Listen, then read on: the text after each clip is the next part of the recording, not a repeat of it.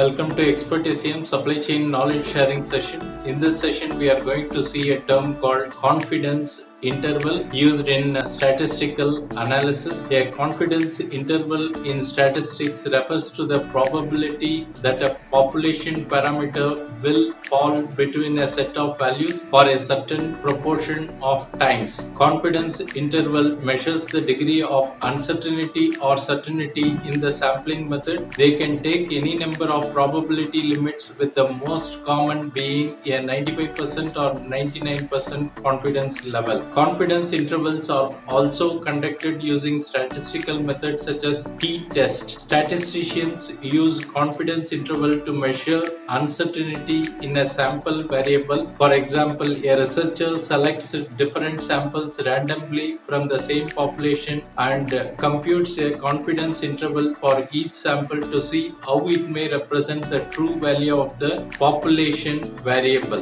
The resulting data set are all different. Some intervals include the true population parameter and others do not. Statisticians use confidence interval to measure uncertainty in the sample variable. For example, a researcher selects different samples randomly from the same population and computes a confidence interval for each sample to see how it may represent the true value of a population variable. The resulting data sets are all different, where some intervals include the true population parameter and others do not. Confidence interval are conducted using statistical methods such as t-test. A t-test is a type of inferential statistics used to determine if there is a significant difference between the means of two groups which may be related to certain features. Calculating a t-test requires three key data values. They include the difference between the mean value from each data set, called the mean difference, the standard deviation of each group,